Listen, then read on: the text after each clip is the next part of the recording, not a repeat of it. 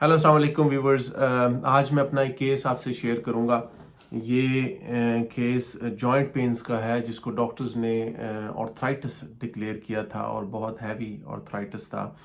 ये पेशेंट जब मेरे पास आया तो इसको जॉइंट्स में काफ़ी ज़्यादा इन्फ्लामेशंस थी और मेन इसने जो सिम्टम्स बताई वो घबराहट की, बेचैनी की थी। कि मुझे घबराहट होती है, बेचैनी होती है और दिन में तकरीबन 6 पेन किलर्स इसको लेनी पड़ती हैं। और इसके अलावा उसने बताया कि उसको कई साल से वो जो ये इंजेक्शन होता है कॉर्टिसोन का वो लगा रहा है। हर हफ्ते उसको लगाना पड़ता है और उसके बावजूद भी तकरीबन रोज़ाना उसे काफ़ी ज़्यादा पेन किलर्स लेनी पड़ती हैं, अदरवाइज़ वो कॉप अप नहीं कर सकता। हर वक्त जिस्म में दर्द रहती है, मीठी मीठी सी दर्द रहती है, हल्की हल्की सी दर्द होती रहती है, ख़त्म नहीं होती। इसके अलावा थकावट रहती है जिस्म में, जिस्म हर वक्त अकड़ा हुआ सा महसूस होता है, जैसे अकड़ गया है, स्टिफनेस महसूस होती है। इसके अलावा जिसको चलने से आराम आता है, ख़ास तौर पर शुरू में, मतलब सुबह, जब सुबह होती है तो ये दर्द बहुत ज़्यादा होती है और सुबह के टाइम इसके लिए बिस्तर से उठना एक बहुत मुश्किल बात होती है। और जैसे जॉइंट्स जैम से हो जाते हैं, अकड़ जाते हैं सुबह के टाइम पे ख़ास तौर पर, और या अगर वो इंजेक्शन ना लगाए तो ऐसे लगता है जैसे जॉइंट्स जम गए हैं, जैम हो गए हैं, हिल नहीं सकते। और बहुत शदीद दर्द होती है अगर इंजेक्शन ना लगाए और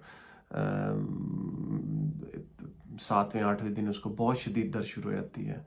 और उस टाइम उसको बहुत ज़्यादा सेंसिटिव होते हैं जॉइंट्स, टच भी बर्दाश्त नहीं कर सकता। और उसके अलावा उसने बताया कि दिमाग उसका ऐसी दर्द में कुछ और करने को नहीं करता, लेकिन दिमाग इसका उड़ा उड़ा सा, उसने कहा कि मुझे महसूस होता है कुछ सोच समझ नहीं आ रही होती लेकिन दिमाग उड़ा हुआ सा महसूस होता है। उसने बताया कि उसको एंजाइटी के इश्यूज़ हैं और ख़ास तौर पर वो अकेला बाहर नहीं जा सकता। अकेला बाहर जाए तो उसके लिए डिफ़िकल्ट है, उसको ज़रूर किसी न किसी के साथ बाहर जाना पड़ता है। घबराहट होती है, दिल धड़कता है और इस तरह खुदकुशी के ख़्यालात आते हैं कि अगर मैं अकेला होऊंगा तो मैं खुदकुशी ना कर लूँ। तो ये उसके ख़्यालात उसके अंदर आते थे। इसके अलावा उसने जो एक अहम सिम्टम ये बताई कि उसकी ज़िंदगी का एक बहुत अहम जो वाक़या है, उसने बताया कि मेरी अम्मी जब फौत हुई थी तो मैं रोया नहीं था और उसकी एक वजह ये थी कि मुझे लगता था कि अगर मैं रोऊंगा तो सब जो है वो भी रो पड़ेंगे और वो उनकी जो है उनके लिए कॉप अप करना मुश्किल होएगा। और उसने बताया कि उसको सिर्फ जो ख्वाब आते हैं वो ज़्यादातर उसकी अम्मी के ख्वाब आते हैं कि उसकी अम्मी को ज़िंदा दफन कर दिया गया है और अम्मी फौत हो गई हैं या अम्मी बीमार हैं,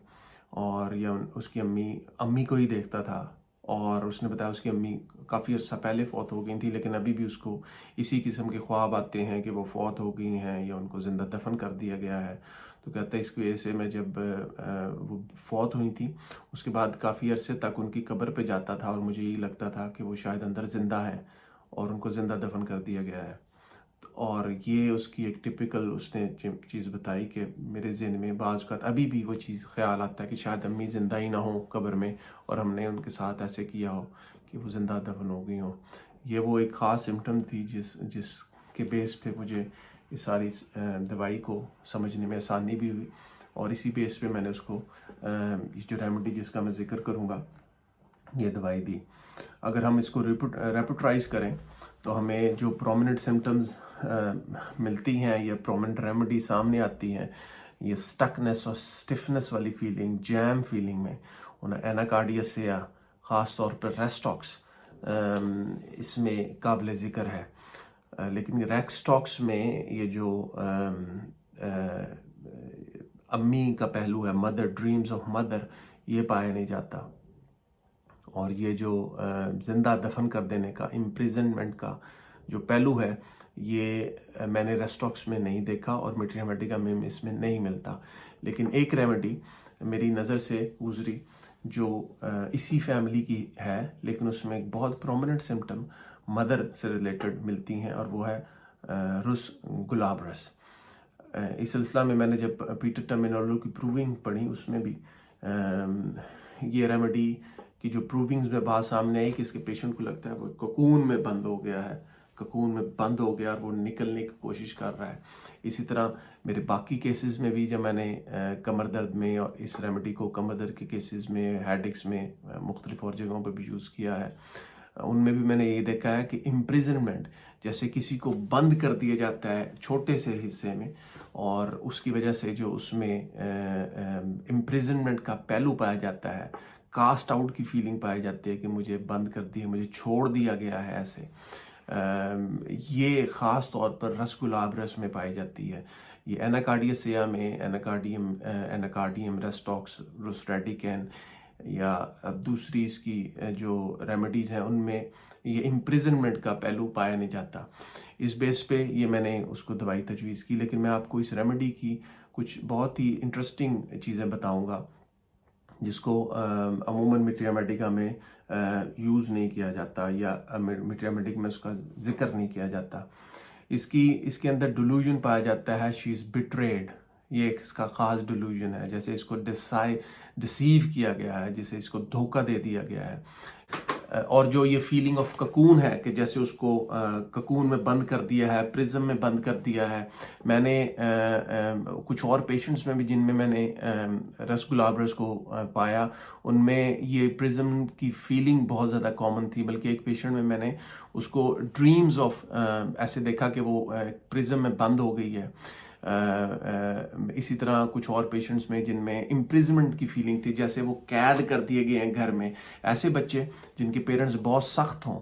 اور ان کو ہر لحاظ سے مینٹلی، ایموشنلی وہ بہت زیادہ ریسٹرکٹ کر دیا جائے ان کو، ایسی کنڈیشن میں بھی رس فیملی میں، خاص طور پر رس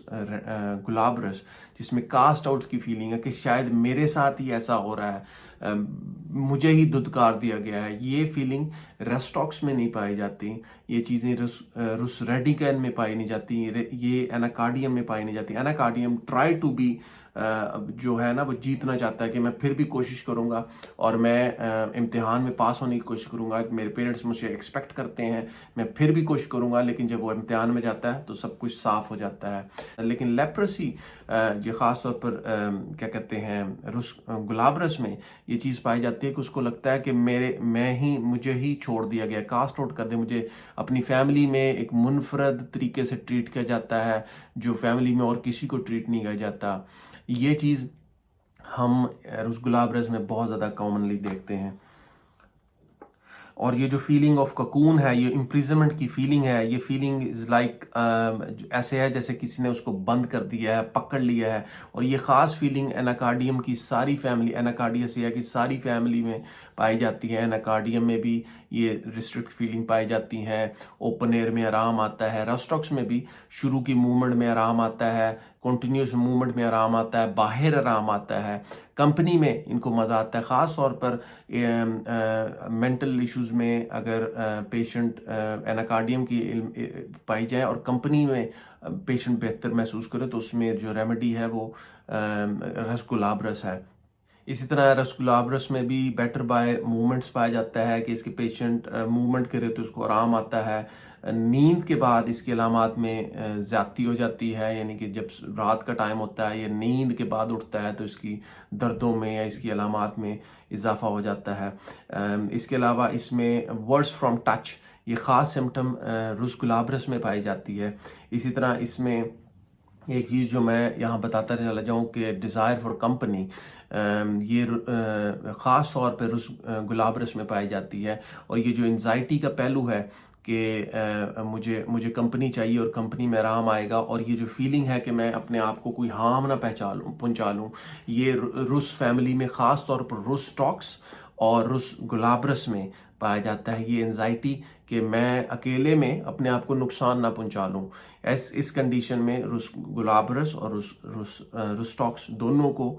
ضرور یاد رکھیں کہ یہ دونوں میں علامات پائی جاتی ہیں۔ اسی طرح رس گلابرس میں جوائنٹس کی وہ تقریباً تمام علامات پائی جاتی ہیں جو رس ٹاکس میں پائی جاتی ہیں، کہ اسٹفنس پائی جاتی ہے، جیسے اکڑ گیا ہے، جیم ہو گیا ہے سب کچھ، اور اس کو موومنٹ کر نہیں سکتا، اکڑ گیا ہے، موومنٹ سے آرام آتا ہے، انیشیل موومنٹ خاص طور پر اس کے لیے موومنٹس درد تو کرتی ہیں لیکن آہستہ آہستہ ان میں آرام آنا شروع ہو جاتا ہے۔ یہ ساری ایناکارڈیمس جو ایناکارڈیاسیا ہے فیملی، اس میں یہ علامات پائی جاتی ہیں۔ اس لحاظ سے ہم جب دیکھتے ہیں کہ بہت سارے لوگ ہمارے پاس مختلف قسم کی پینز میں آتے ہیں، جوائنٹ پینز میں آتے ہیں، ہیڈ ایکس میں آتے ہیں، جن میں علامات کسی پولیکریس، جس طرح ایناکارڈیم یا ریسٹاکس اس فیملی کی ایک پولیکریس ریمیڈی ہے، لیکن رس فیملی کے اندر کافی ساری ریمیڈیز پائی جاتی ہیں جن کی اپنی بعض انفرادی علامات ہیں، یا وہ خاص کنڈیشن ذہنی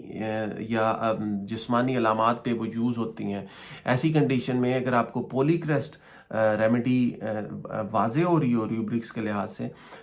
لیکن وہ میچ نہ کر رہی ہو اس کے ایموشنل سمٹمز کے ساتھ، تو ایسی کنڈیشنز میں ضرور اسی فیملی کی کوئی دوسری ریمیڈی جو ان نون ہو یا جس کی ایموشنل سمٹم اس کے ساتھ زیادہ ملتی ہوں، اس ریمیڈی کو ضرور ٹرائی کرنا چاہیے، بجائے یہ کہ ہم ٹوٹلی ڈفرینٹ فیملی پہ جائیں، ٹوٹلی ڈفرینٹ کنگڈم پہ جائیں۔ جیسے ہم بعض اوقات ایسا کرتے ہیں کہ ہم نے ریسٹاکس کا آرام نہ آیا تو فوری طور پر ہم اسٹیفیسیگریا دے دیتے ہیں، یا ریسٹاکس سے آرام نہیں آیا تو نیٹرومیور دے دی، یا نیٹرومیور سے آرام نہ آیا تو اگنیشیا دے دی۔ اسی فیملی میں اسی پیٹرن کے ساتھ جب آپ دیکھتے ہیں بعض کا، تو آپ کو اسی ریمیڈی کا کلو مل جاتا ہے کہ اس کے لیے کون سی زیادہ بہتر ہوگی۔ جی تو لسنرز، یہ تھی آج کی ویڈیو۔ میں آئندہ بھی آپ سے ریئر ریمیڈیز کے کیسز ضرور شیئر کرتا جاؤں گا، تاکہ وہ لوگ جو ہومیوپیتھی میں صرف چند پولیکریسٹ کی ریمیڈیز کے ہی پریکٹس کرتے ہیں، وہ ان ریئر ریمیڈیز جو ریئر نہیں ہیں صرف اس لیے کہ ان کو زیادہ استعمال نہیں کیا گیا، وہ ریئر ہو گئیں، ادروائز وہ اتنی ہی افیکٹو ہیں، اتنی ہی یوزفل ہیں پریکٹس میں جتنی کہ باقی پولیکریسٹ ریمیڈیز ہیں۔ سو انشاءاللہ میں آئندہ آنے والی کسی ویڈیو میں کسی اور کیس یا کسی اور ریمیڈی کے بارے میں آپ سے بات کروں گا۔ سی یو نیکسٹ ٹائم۔ خدا حافظ۔